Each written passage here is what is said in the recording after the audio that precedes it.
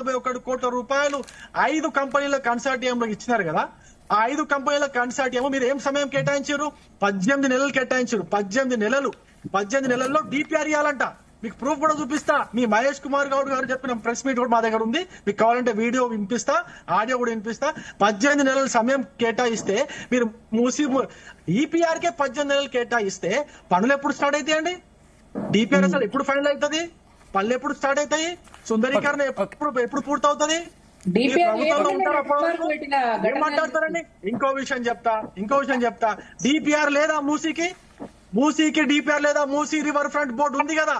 ఆ Musi river front board ఏం చేస్తుంది మరి? దాంట్లో డిపిఆర్ లేదా? 55 కిలోమీటర్లు 110 కిలోమీటర్లు రోడ్ వేయాలని ఉంది. అదే విధంగా ఇల్లు కోల్పోయిన వాళ్ళకి 500 మీటర్ల నుంచి 1000 మీటర్ల లోపల, అంటే 1 కిలోమీటర్ లోపల ఇల్లు కేటాయించాలి, ఇల్లు కట్టాలని చెప్పేసి డిపిఆర్ లో స్పష్టంగా ఉంది. 4 ఎస్టీపీలు ఏర్పాటు చేయాలని చెప్పేసి స్పష్టంగా ఉంది. డిపిఆర్ చాలా స్పష్టంగా ఉంది. ఆ డిపిఆర్ అమలు చేయండి. ముందు అమలు చేయండి. అటుపక్క ఇటుపక్క ఉన్నటువంటి మీరు రోడ్డు వేయాలా, అది వేయండి కనీసం ముందు. ఆ పనులనే చేయకుండా కేవలం 140 కోట్లతో కన్సార్టియంకి మీరు డిపిఆర్ కి ఇస్తే శేషు గారు కూడా ఆలోచించాలా.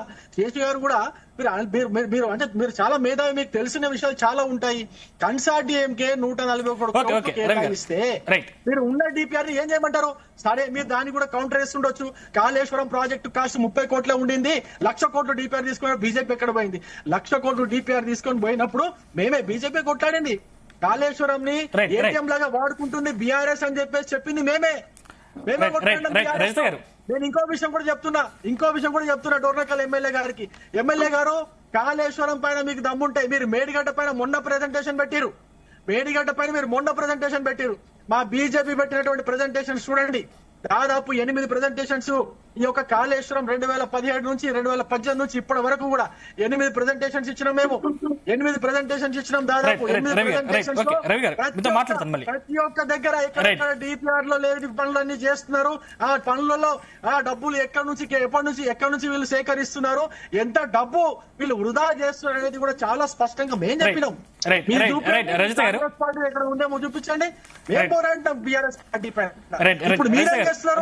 కాళేశ్వరాన్ని కేసీఆర్ ఏటీఎం లా వాడుకుంటే మూసీని సుందరీకరణ పేరుతో 1,50,000 కోట్ల రూపాయలు కేటాయించుకుని దాన్ని ఏటీఎం లాగా వాడుకోవాలని చెప్పేసి మీ ముఖ్యమంత్రి చూస్తున్నాడు, మీ రాహుల్ గాంధీ చూస్తున్నాడు. అంతేగాని మీరు మూసీ మీ ప్రాధాన్యత అండి నాకు అర్థం కాదు. మీరు ఇచ్చిన గ్యారెంటీలు ఏం కావాలా?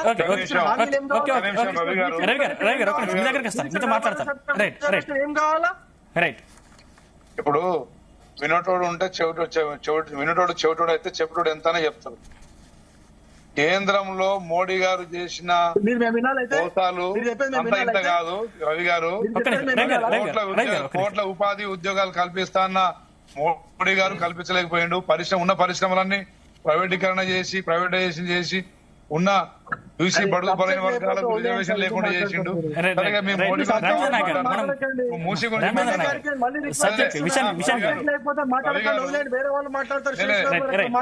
వినండి రవి గారు, మీరు మాట్లాడినప్పుడు మేము విన్నాం కదా, వినండి.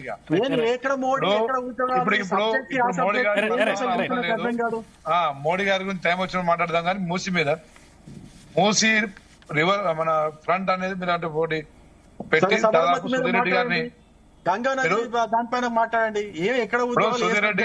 సుధీర్ రెడ్డి గారిని దానికి చైర్మన్ చేసి మరి 4 సంవత్సరాలు వారు చేసిన పని ఏంటి? ఇప్పటికే జాప్యమైంది. వారు చేసిన పని కంటిన్యూయేషన్ లో భాగంగా దాన్ని ఏ విధంగా ఇంకా బెటర్ గా చేయొచ్చు అనేది వాటి మీద ఒక 2 రివర్లు 1,00,000 కోట్లు మూసీకి కేటాయించాలని ఐడియా రాలే కేసీఆర్ కి వచ్చి, ఆయన అది కూడా చేస్తుండే. మీలాగా 1,00,000 కోట్లు కేటాయించి దొబ్బేయచ్చు అని చెప్పేసి దాన్ని దశల వారీగా మిత్రమా ఒకటే. కాంగ్రెస్ ప్రభుత్వం ఏదో మొదటిసారి ప్రభుత్వంలో రాలే, 65 సంవత్సరాలు పాలించిన అనుభవం ఉంది కాంగ్రెస్ పార్టీ. ఆ రోజు భారీ ప్రాజెక్టులు, భారీ పరిశ్రమలు, భారీ ఇన్స్టిట్యూట్స్ పెట్టి ఉండకపోతే ఈ రోజు మన దేశ పరిస్థితి ఈ రోజు ఇంత మాట్లాడే పరిస్థితి ఉండకపోయేది. కానీ ఈ రోజు మీ సెంటర్ లో మీరు నెలకొల్పిన సంస్థలు ఏంది? అన్ని మనం కాంగ్రెస్ ప్రభుత్వాలు నెలకొల్పిన వాటి మీద ఎంజాయ్ చేసుకుంటూ మోడీ గారు బూట్ వేసుకొని తిరుగుతున్నారు. అది పక్క పెట్టండి. కానీ ఆ రోజు వాళ్ళు ఏదైతే ప్రతిపాదించారో వారి ప్రతిపాదన కొనసాగింపుగా ఇంకే విధంగా చేస్తే బాగుంటది? మూసి కేవలం ఏదో ఎస్టీపీలు పెట్టి ఓన్లీ ట్రీట్మెంట్ చేస్తే వాటర్ ట్రీట్మెంట్ చేస్తే సరిపోదు. దానికి ఉన్న పూర్వ చరిత్ర గాని, దానికి ఉన్న సిటీలో ఉన్న దానికి మన ల్యాండ్ ఎక్స్టెన్షన్ గాని ఇంకా బెటర్ గా ఏ విధంగా చేయొచ్చు అనే దాని మీద స్టడీస్ జరుగుతున్నాయి. ఎన్ని రోజుల్లో Studies జరుగుతున్న రవి గారు ఒక నిమిషం. ఎన్ని రోజుల్లో చేస్తారు? పనులు ఎప్పుడు మొదలు పెడతారు? డిపిఆర్ రాకముందే DPR ఇంకోటి ఎప్పుడు మిత్రమా ఇంకోటి Right. మిత్రమా దాన్ని దశల వారీగా రవి గారు ఒక నిమిషం. దాని మీతో మాట్లాడండి. దశల వారీగా రవి గారు తెలుసా మీకు ఎమ్మెల్యే గారు మీ దశల ప్రభుత్వంలో వారీగా DPR ఎప్పుడు వస్తుందో తెలుసా? దశల వారీగా ఈ ప్రణాళికబద్ధంగా దశల వారీగా సరే అండి, దాన్ని DPR phase ఎప్పుడు wise, వస్తుందో చెప్పండి. రైట్ ఒక నిమిషం. రైట్ శాస్త్రీయంగా చేయడానికే టైం డిపిఆర్ టైం తీసుకుంటుంది. మంచి అనుభవం ఉన్న మరి కంపెనీలను మరి వారి ఉన్న ప్రజెంటేజ్ చేయమని చెప్తున్నాం. దానికి టైం పడుతుంది. మీరు Right, అప్పుడే right. అంత ఆతృత ఎందుకు, అంత అత్యుత్సాహం ఎందుకు? రైట్ దశల వారీగా మీ దగ్గరకు వస్తాను, మళ్ళీ మీతో మాట్లాడతాను.